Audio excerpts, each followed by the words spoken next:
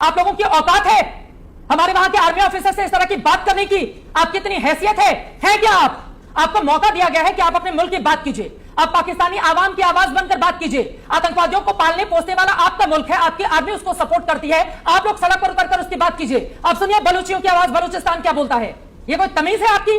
TV channel पर आकर अपने बाप को बोलिएगा बुढ़ा, यहां पर नहीं चलेगा और बिल्कुल नहीं चलेगा।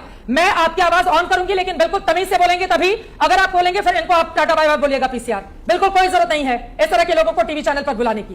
बिल्कुल तमीज से मैं आपसे रिक्वेस्ट कर रही हूं, आप पाकिस्तान की आवाम की आवाज बन के बात करेंगे, वरना आप अपना मोबाइल ऑफ कीजिए और आप यहां से जा सकते हैं। बोलिए।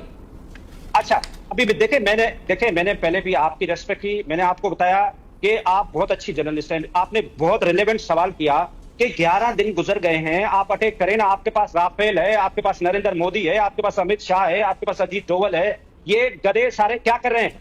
इनको आप आउट करवाइए। इनको नहीं, एक सेकंड, उनको टीवी पे बने रहने दीजिए, टीवी पे बने रहने दीजिए।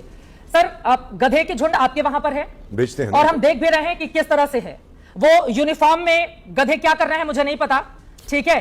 यूनिफॉर्म पहनकर कभी इधर कभी हिंदू मुसलमान, ये तो गधे ही कर सकते हैं, कोई आर्मी चीफ तो बोल नहीं सकता है। और ऐसे लोगों को प्लीज टीवी पर बुलाने की जरूरत नहीं है। हमें गर्व है कि हमारे देश का प्रधानमंत्री आपके घर में घुसकर मरवाता है आतंकवादियों को।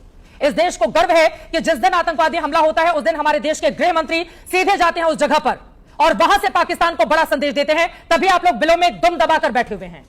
हमें अपने एनएसए पर गर्व है कि पाकिस्तान को मुंहतोड़ जवाब देने के लिए उनकी ओर से लगातार बैठकें की जा रही हैं। हमें अपनी आर्मी, एयरफोर्स, नेवी पर और जितने भी बॉडी सिक्योरिटी फोर्स के हमारे जवान हैं, हमें जम्मू कश्मीर की पुलिस पर भी नाज है जो लगातार वहां पर सुरक्षा देने का काम करते हैं। लेकिन आप जैसे गधों को अगर हम बुलाएंगे तो हमारा डिबेट खराब होगा और हमारे दर्शकों का भी। आइंदा से इस गधे को आप मत बुलाइएगा। अपनी पीसीआर से मैं रिक्वेस्ट कर रही हूं। अब हमारे साथ पाकिस्तान से कौन से मेहमान हैं उनसे पूछे, वो तमीज से बात करेंगे। सारे चले गए। वो सर बार बार हम लोग कहते हैं ना कि वो दुम दबाकर भागना, पहले ही मैंने बोल रखा था कि दुम दबाकर नहीं भागे, लेकिन सर एसपी सिन्हा जी आप ही की बातों से दुम दबाकर भागना पड़ा उन लोगों को। देखिए, ये वही कर रहे हैं जो इनकी सेना करती है। सेना 47, 65, 71, 99 से भागती रही है, तो वो तो अपनी सेना को फॉलो करेंगे ना।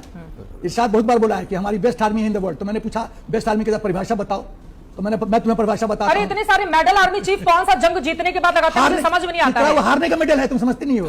वो हारने का मेडल है, जीतने का मेडल मिल ही नहीं सकता ना। वहां पे चक्कर ये है, वो हारने का मेडल है। एक भी जंग नहीं जीती है, इतने सारे मेडल लगा के आर्मी चीफ घूमते हैं वहां पर। चित्रा, कोई भी तो मेडल पहनेगा ना, तो किस बात का पहनने पड़ेगा? खरीद के पहनते हैं। आतंक के लिए मेडल, हारने के लिए मेडल, भीख मांगने के लिए मेडल,